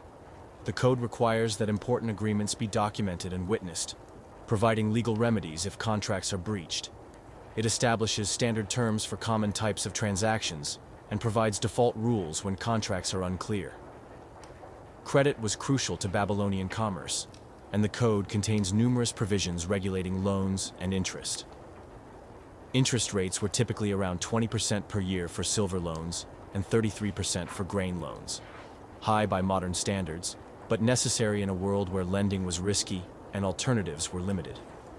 The code protects both borrowers and lenders. It limits the circumstances under which debtors can be enslaved and establishes procedures for debt collection. One of the most fascinating aspects of Babylonian commercial law was its treatment of partnerships. Merchants often pooled their resources for major ventures, sharing both risks and profits. The code establishes rules for these partnerships: how partners should contribute capital, how profits should be divided, what happens if one partner cheats or fails in his duties. These provisions were essential for the large-scale commercial operations that made Babylon wealthy. The code also regulates retail trade within the city. Shopkeepers had specific obligations to their customers and to the state. They had to use honest weights and measures, charge fair prices, and maintain the quality of their goods. The code prescribes severe punishments for fraud. A merchant who used false weights could be fined multiple times the value of the goods involved. Tavern keeping was an important commercial activity that received special attention in the code. Taverns served not just as places to drink beer, the standard beverage for all social classes, but as informal meeting places where business was conducted and information was exchanged. Female tavern keepers were common, and the code both protects their rights and holds them responsible for maintaining order in their establishments. The transportation of goods was another area where the code established important principles. Laws dealt with the responsibilities of boat owners and operators, the liability of carriers for lost or damaged goods, and the rates that could be charged for various types of transport. River transport on the Tigris and Euphrates was crucial for moving bulk goods, while overland caravans carried high-value items to distant markets. International trade was particularly important for Babylon's economy. The city's location at the crossroads of major trade routes made it a natural commercial center. Merchants from Babylon traveled as far as India and Anatolia, bringing back luxury goods that were then redistributed throughout Mesopotamia. The code's commercial provisions were designed to facilitate this long-distance trade, while protecting Babylonian merchants from fraud and exploitation. The variety of goods traded in Babylonian markets was extraordinary. Local products included barley, dates, wool, and textiles, items that formed the basis of Mesopotamian wealth. Imported goods ranged from precious metals and stones to exotic woods and spices. Silver served as the primary medium of exchange for high-value transactions, while barley was often used for local trade. The code's provisions reveal a sophisticated understanding of commercial risk and insurance. While formal insurance did not exist, merchants developed various strategies for spreading risk. Partnerships allowed multiple investors to share the risks of individual ventures. Diversification, investing in multiple types of goods and markets, reduced the impact of any single loss. The code supported these risk management strategies by providing legal frameworks for complex commercial relationships. Quality control was another important aspect of commercial law. The code establishes standards for various goods and services, prescribing penalties for those who fail to meet these standards. Builders who constructed defective houses, physicians who botched operations, craftsmen who delivered substandard goods, all face specific legal consequences. These provisions helped maintain consumer confidence and protected the reputation of Babylonian products in international markets. The code also deals with employment relationships in commercial contexts. It establishes wage rates for various types of workers, from agricultural laborers to skilled craftsmen. It regulates the conditions under which workers can be hired and fired, providing some protection for employees while also protecting employers' interests. These provisions were particularly important in an economy where much production was organized around small workshops and family businesses. Weights and measures were standardized throughout Hammurabi's empire, facilitating trade and reducing disputes. The code prescribes severe penalties for merchants who use false weights or measures. It also establishes official standards that serve as references for commercial transactions. This standardization was crucial for maintaining confidence in the market system and for enabling complex calculations involving multiple commodities. The role of temples in commercial life was also significant. Temples were not just religious institutions, but major economic actors. They owned vast amounts of land, employed thousands of workers, and engaged in extensive commercial activities. The code regulates temple involvement in commerce, establishing rules for temple loans, land rentals, and business partnerships. Women played important roles in Babylonian commerce, as both consumers and entrepreneurs. Female merchants, tavern keepers, and property owners appear frequently in the code's provisions. While women faced certain legal restrictions, they also had significant economic opportunities. Some became wealthy and influential figures in their own right. The code's treatment of slaves in commercial contexts reveals another aspect of the ancient economy. Slaves could own property, engage in business, and even employ other slaves. Some slave merchants became wealthy enough to purchase their freedom. While slavery was undoubtedly exploitative, the code provided some protections for enslaved people and recognized their economic agency. Banking, while not yet developed into the sophisticated institution it would become in later periods, was beginning to emerge in Hammurabi's time. Wealthy individuals and temples acted as lenders, providing capital for commercial ventures. The code regulates these lending relationships, establishing maximum interest rates and procedures for debt collection. These provisions helped create a stable financial environment that encouraged investment and economic growth. The seasonal nature of much ancient commerce is reflected in the code's provisions. Agricultural production followed the rhythm of the seasons, creating periodic surpluses and shortages that merchants could exploit. Long-distance trade was also seasonal, with caravans and ships timing their journeys to take advantage of favorable weather and market conditions. The code provides flexibility for these seasonal variations, while maintaining overall stability in commercial relationships.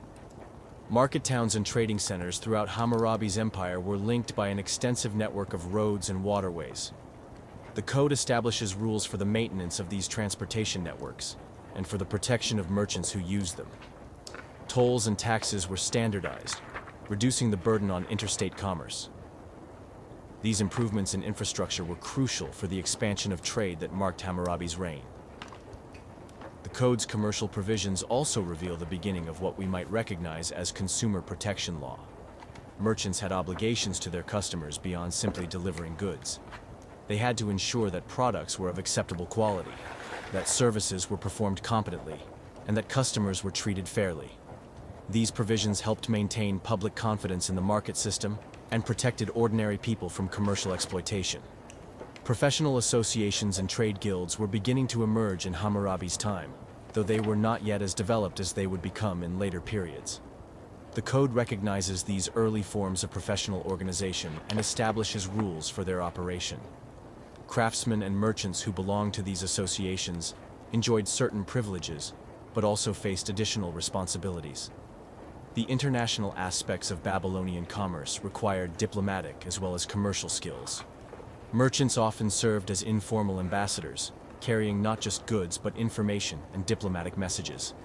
The code's provisions reflect this diplomatic dimension of trade, establishing rules for the treatment of foreign merchants and for the resolution of international commercial disputes. The economic prosperity that resulted from this sophisticated commercial system was one of the foundations of Babylonian civilization.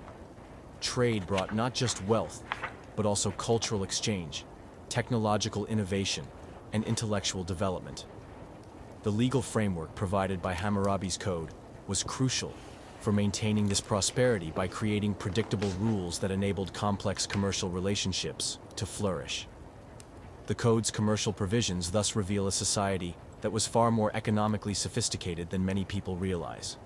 This was not a simple agricultural civilization, but a complex commercial economy with international trade networks, sophisticated financial instruments, and advanced concepts of business organization. The legal framework established by Hammurabi provided the stability and predictability that such an economy required, creating conditions for the prosperity that made Babylon one of the wonders of the ancient world. Chapter 10. Justice, Punishment, and the Philosophy of Law. At the heart of Hammurabi's code lies a revolutionary concept that would echo through the millennia. The idea that justice should be predictable, proportionate, and accessible to all. To understand the profound nature of this achievement, we must examine not just what the code prescribed, but why it prescribed it, and how its approach to justice differed from what came before. Before Hammurabi's time, justice in Mesopotamia was largely arbitrary. A powerful man who was wronged might exact whatever vengeance he chose, limited only by his own restraint or the fear of retaliation. A judge might rule differently in identical cases depending on his mood, political considerations, or personal relationships with the parties. The poor and powerless had little recourse against exploitation by their social superiors. Into this world of arbitrary justice came Hammurabi's revolutionary vision. Law as a systematic, predictable force for order and fairness. The philosophical foundation of the code is established in its famous prologue, where Hammurabi declares that he has been chosen by the gods to cause justice to prevail in the land, to destroy the wicked and the evil, to prevent the strong from oppressing the weak. This was not mere royal boasting, but a fundamental statement of legal philosophy. For perhaps the first time in human history, a ruler publicly committed himself to the principle that law exists to serve justice, not to benefit the powerful. This commitment to justice is reflected throughout the code's specific provisions. While the laws certainly acknowledge social hierarchies, punishments and compensations varied according to the social status of both perpetrator and victim. They also establish that no one, regardless of rank, is exempt from legal consequences. The code contains numerous provisions protecting slaves from abuse, women from exploitation, and the poor from the powerful. These were not accidental inclusions, but deliberate implementations of the code's stated philosophy. The principle of lex talionis, an eye for an eye, is perhaps the most famous aspect of Hammurabi's approach to justice. To modern eyes, this might seem crude or barbaric, but in its historical context, it represented a major advance in legal thinking. The principle established two crucial concepts: that punishment should be proportionate to the offense, and that it should be predictable. No longer could the powerful impose arbitrary punishments on their enemies, or could judges rule according to whim. Law 196 provides the classic example. If a man destroys the eye of another man, they shall destroy his eye. But this law must be understood in context. It did not encourage revenge, but limited it. Under the old system of blood feuds, the destruction of one eye might lead to the killing of entire families. The code's proportionality principle ensured that retaliation could not exceed the original offense. The code's approach to different types of harm reveals sophisticated thinking about degrees of culpability and appropriate punishment. Laws dealing with assault distinguish between intentional and accidental harm, between harm to equals and harm across social classes, between harm that causes permanent damage and harm that can be healed. These distinctions reflect a legal system that was trying to match punishments to crimes in a nuanced, thoughtful way. Professional liability provides another window into the code's philosophy of justice. Laws 215-240 establish detailed standards for various professions and prescribe specific consequences for professional failures. A surgeon who saves a patient's eyesight receives 10 shekels in payment, but if he destroys the eye through incompetence, his own hands are cut off. A builder who constructs a house so poorly that it collapses and kills the owner is himself executed. These harsh punishments reflect the code's principle that those who hold themselves out as experts must bear proportional responsibility for the consequences of their failures. The code's treatment of property crimes reveals another aspect of its approach to justice. Theft was punished severely, but the punishment varied according to what was stolen and from whom. Stealing from a temple or palace was a capital offense, reflecting the special sanctity of these institutions.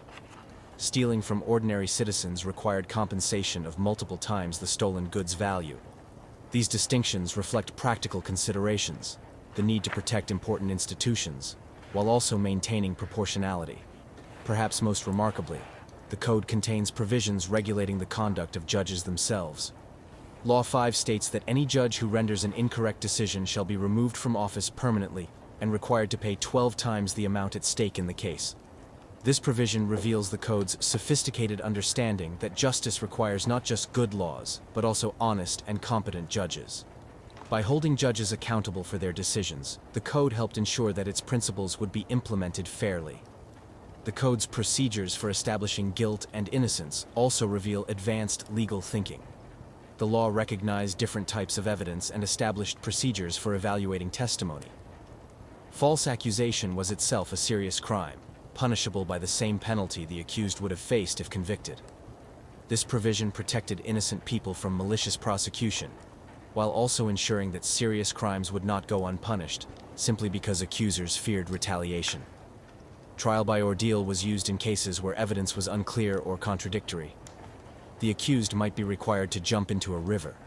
If they survived, they were considered innocent. If they drowned, they were guilty. While this procedure seems primitive to modern minds, it served important functions in ancient society. It provided a way to resolve disputes when other evidence was lacking, and it transferred the burden of judgment from human authorities to the gods. The code's approach to family law reveals another dimension of its philosophy of justice.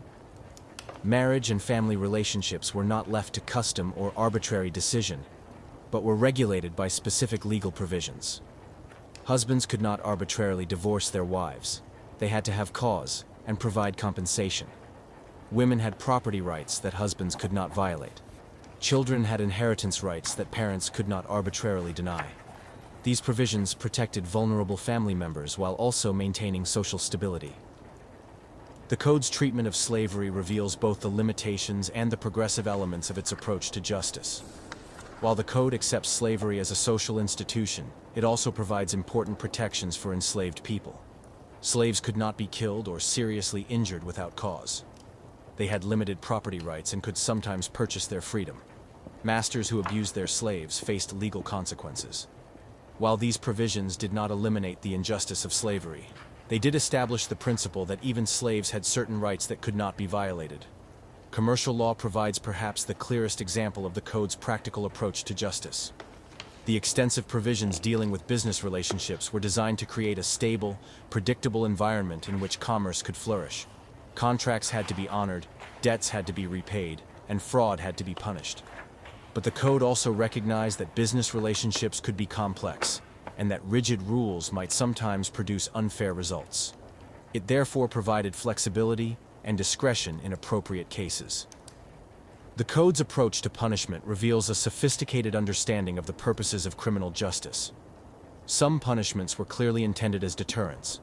The harsh penalties for theft and fraud were designed to discourage others from similar crimes. Other punishments were meant to provide compensation to victims. The requirement that thieves pay multiple times the value of stolen goods helped restore what had been lost. Still others seemed designed for retribution. The eye for an eye provisions satisfied the human desire for proportional response to wrongdoing. The code also recognized the importance of legal procedure in achieving justice. Cases had to be properly brought before competent judges, evidence had to be presented and evaluated, and decisions had to be rendered according to established rules. These procedural requirements were not mere technicalities but essential safeguards against arbitrary or corrupt decisions. They ensured that the code's substantive provisions would be implemented fairly and consistently. The public nature of the code was itself an important element of its approach to justice. By carving the laws on stone stelae and displaying them in temples throughout the empire, Hammurabi ensured that no one could claim ignorance of the law. This transparency was revolutionary.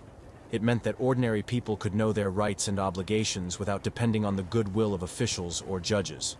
It also meant that those in power could be held accountable to publicly known standards. The code's influence on subsequent legal development cannot be overstated. Its fundamental principles, that law should be written, public, systematic, and just, became the foundation of legal systems throughout the ancient Near East and beyond. The specific provisions of the code were copied, adapted, and modified by later rulers, but its underlying philosophy persisted.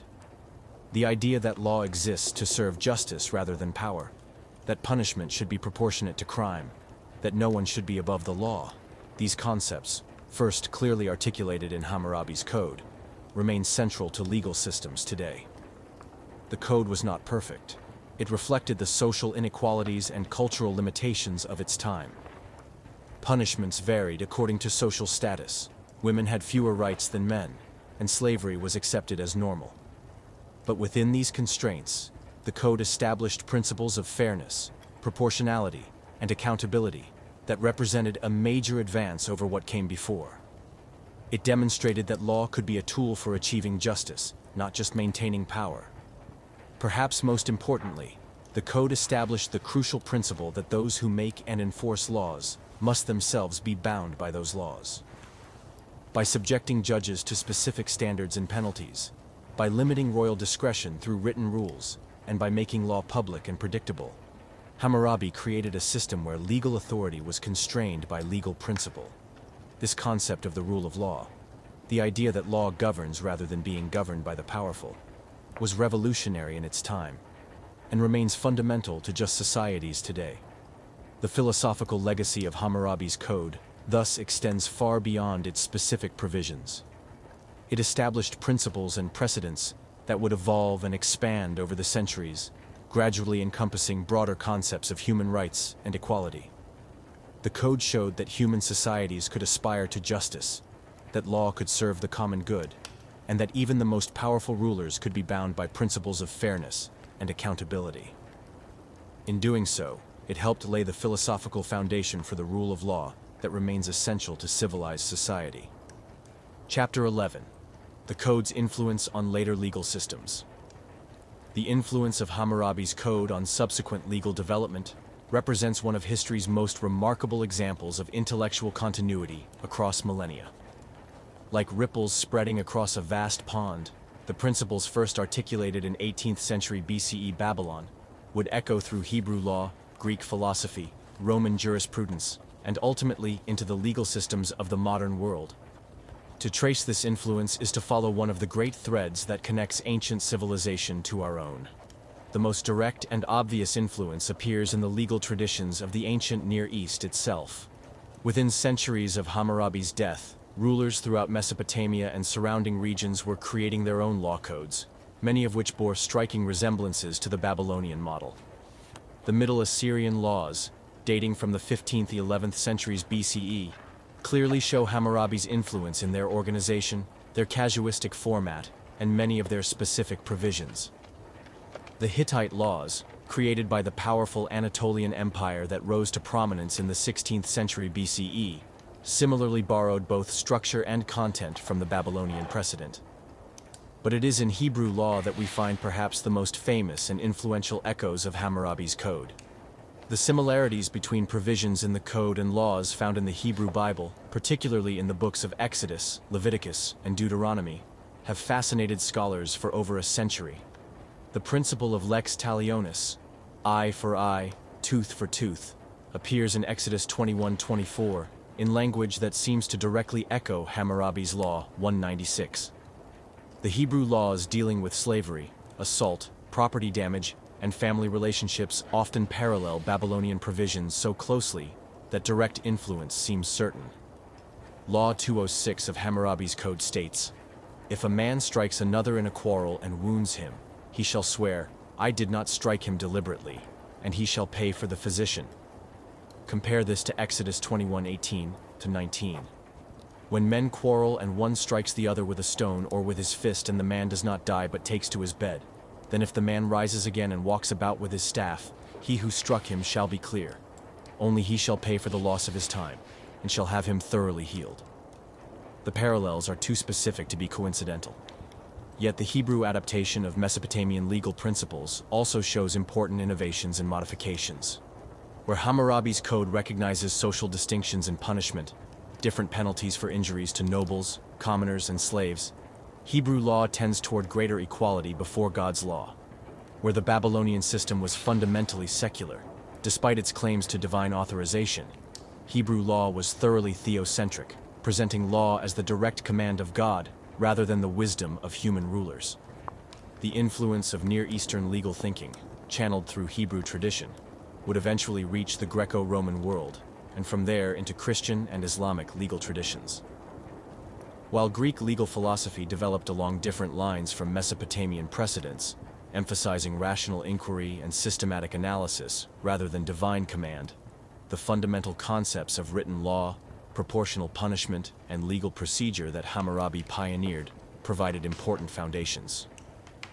Roman law, which would become the basis for legal systems throughout Europe and beyond, shows both direct and indirect influence from Mesopotamian legal traditions. Roman legal concepts such as the 12 Tables, with their emphasis on written public law, clearly echo Hammurabi's innovation. The Roman principle of proportionality in punishment, the sophisticated treatment of contracts and commercial relationships, and the systematic organization of legal principles all show parallels to developments that began in ancient Babylon. The great Roman jurist Gaius, writing in the 2nd century CE, organized his legal commentary in ways that would have been familiar to scribes who worked with Hammurabi's code, beginning with persons and their legal status, moving through property and its transfer, and concluding with legal procedures and remedies. While Gaius certainly did not directly consult Babylonian sources, he was working within intellectual traditions that ultimately traced back to Mesopotamian innovations. Medieval Islamic law also shows important connections to the legal traditions that began with Hammurabi.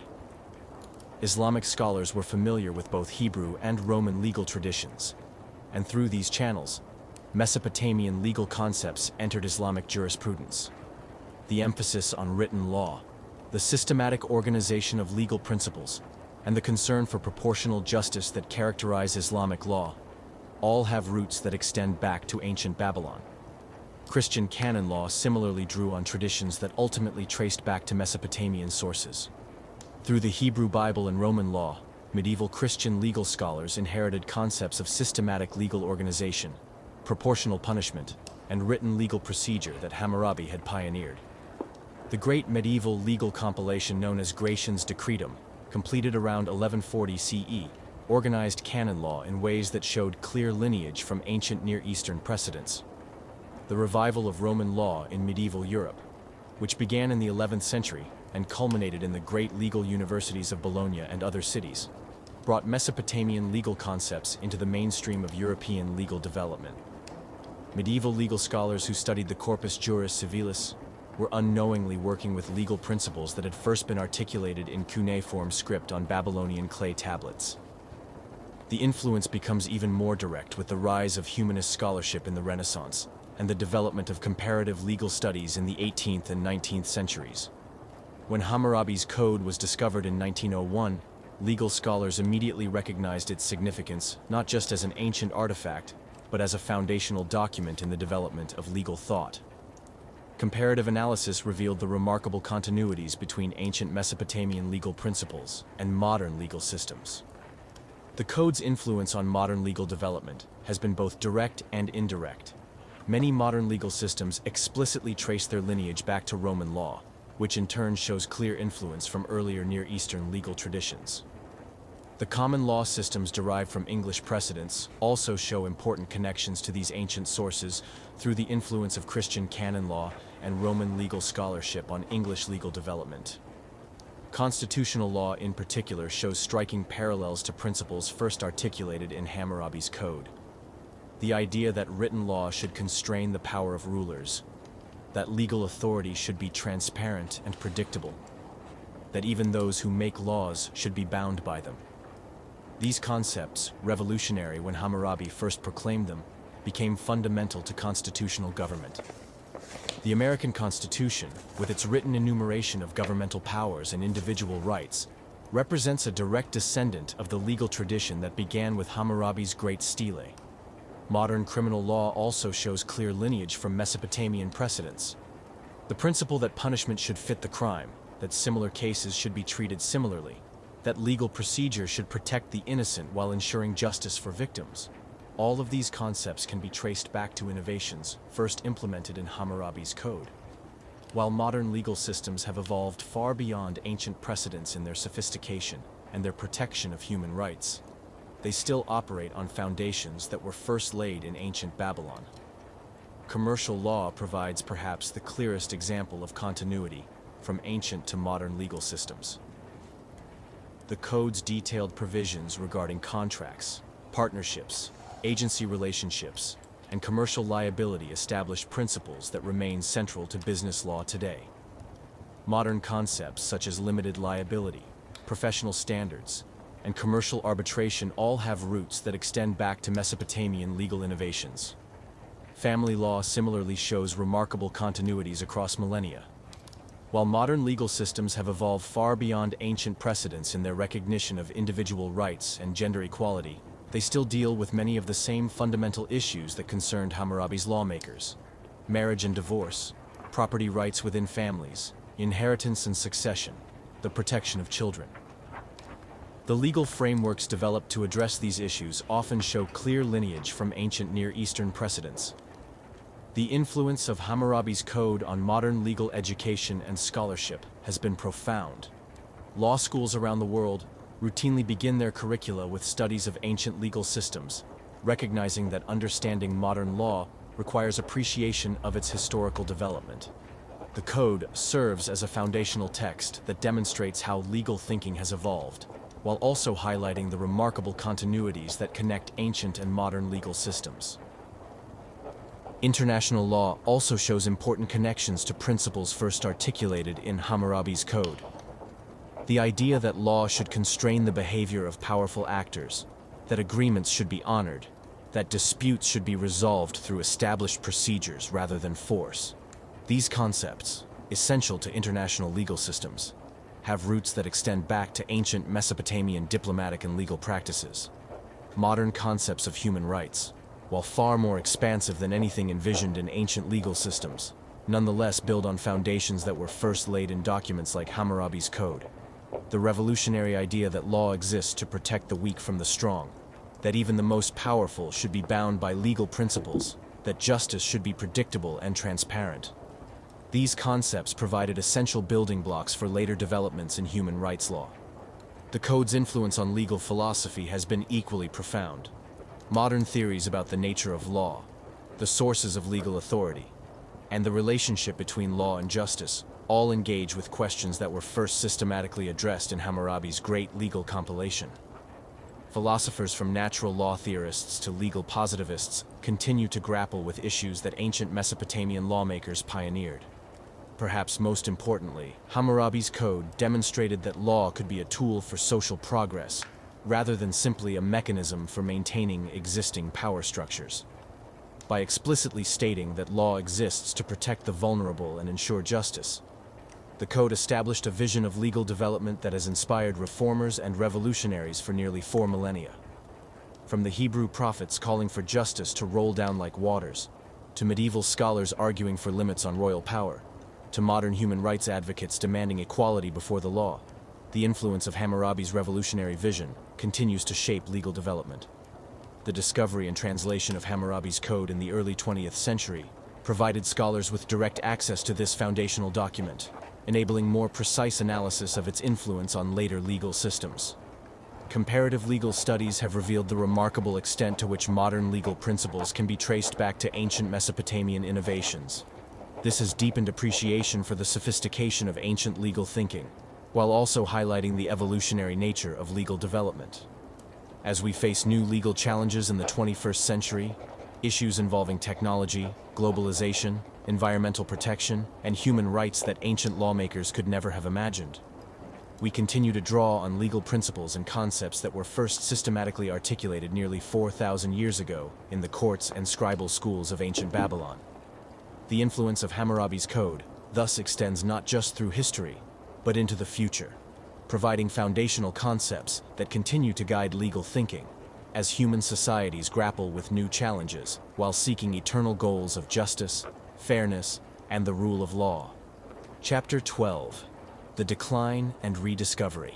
The mighty empire that Hammurabi had built through decades of skillful diplomacy and military conquest began to crumble almost immediately after his death around 1750 BCE. His son, Samsu-iluna, inherited not just a crown, but an impossible burden, maintaining control over the vast and diverse territories that his father had painstakingly united under Babylonian rule. Within just a few years of Hammurabi's passing, rebellions erupted throughout the empire, and the great king's life work began to unravel.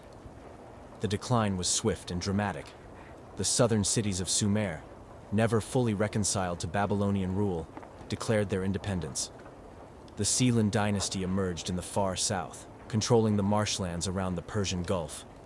More ominously, new enemies appeared on the horizon. The Hittites, a powerful Indo-European people from Anatolia, began pushing southward. The Kassites, mysterious mountain peoples from the Zagros, started raiding Babylonian territory.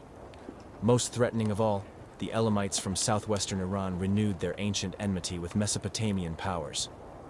Yet even as Hammurabi's political empire dissolved, his legal legacy endured. The code continued to be copied and studied by scribes throughout Mesopotamia.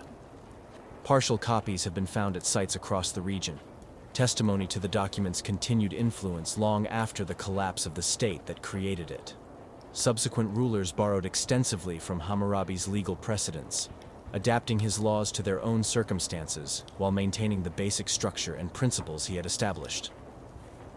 The final blow to Old Babylonian power came in 1595 BCE, when the Hittite king Mursili I led a daring raid down the Euphrates River and sacked Babylon itself. The attack was swift and devastating. The Hittites struck, looted the city, and withdrew to their Anatolian homeland, leaving Babylon in ruins. Among the treasures they carried off was the great statue of Marduk, Babylon's patron god, whose removal symbolically ended the city's claim to supremacy over Mesopotamia. For over a century after the Hittite raid, Babylon remained under foreign rule. The Kassites, those enigmatic mountain peoples, established a dynasty that would control the city for over 4 centuries. While the Kassite period saw some recovery and even prosperity, it was fundamentally different from Hammurabi's age. The Kassites were more interested in maintaining stability than in expanding power or developing legal innovations. They preserved many of the administrative and legal structures they inherited from the Old Babylonian period, but they added little that was new. During this long twilight of Babylonian greatness, Hammurabi's code survived in the memories and archives of scribal schools. Cuneiform remained the scholarly language of Mesopotamia, and legal texts continued to be copied and studied. The code's influence can be traced through later Mesopotamian legal documents, even as political power shifted from one dynasty to another. The revival of Babylon as a major power came under the Neo-Babylonian dynasty, beginning in the 7th century BCE. Kings like Nebuchadnezzar II, r. 605–562 BCE, restored the city to something approaching its former glory, rebuilding its walls, temples, and palaces. The famous Hanging Gardens, one of the 7 wonders of the ancient world, were probably created during this period. The great ziggurat of Marduk was rebuilt, once again dominating the city's skyline. Yet even this revival was temporary. In 539 BCE, Babylon fell to Cyrus the Great of Persia, marking the end of Mesopotamian independence. The Persian conquest was different from earlier foreign invasions. Rather than destroying Babylon, Cyrus incorporated it into his vast empire as an important administrative center. Persian rule was generally tolerant, allowing local traditions and institutions to survive. Cuneiform continued to be used for legal and administrative documents, and scholarly traditions persisted. Under Persian rule, and later under the Seleucid successors of Alexander the Great, Babylonian scholarly traditions gradually declined, but never completely disappeared. The last known cuneiform tablet dates to 75 CE, over 1800 years after Hammurabi's death. By that time, however, Akkadian had ceased to be a spoken language, and the knowledge of cuneiform writing was confined to a small number of traditional scribes. The final disappearance of cuneiform literacy marked the end of direct knowledge of Hammurabi's code. For over a millennium and a half, the Great Law Code existed only in fragments buried beneath the ruins of ancient cities. The memory of Hammurabi himself persisted in various forms. Greek and Roman authors knew of him as a great Babylonian king, and his name appeared in various ancient chronologies and king lists. But the specific content of his laws was lost to human memory. During the medieval period, knowledge of ancient Mesopotamian civilization was extremely limited. Islamic scholars preserved some traditions about ancient Babylon, but these were fragmentary and often mixed with legend. Christian scholars knew of Babylon primarily from biblical references, which presented the city as a symbol of worldly pride and corruption, rather than as a center of legal and cultural achievement. The Renaissance renewed interest in classical antiquity, but this focus was primarily on Greece and Rome, rather than on the earlier civilizations of the Near East. The first hints of what lay buried in Mesopotamian tells came with the emergence of modern archaeology in the 19th century. European travelers and scholars began to explore the ruins of ancient cities, initially looking for confirmation of biblical narratives, but gradually developing scientific interest in Mesopotamian civilization for its own sake. The decipherment of cuneiform script in the mid-19th century opened vast libraries of ancient texts to modern scholarship.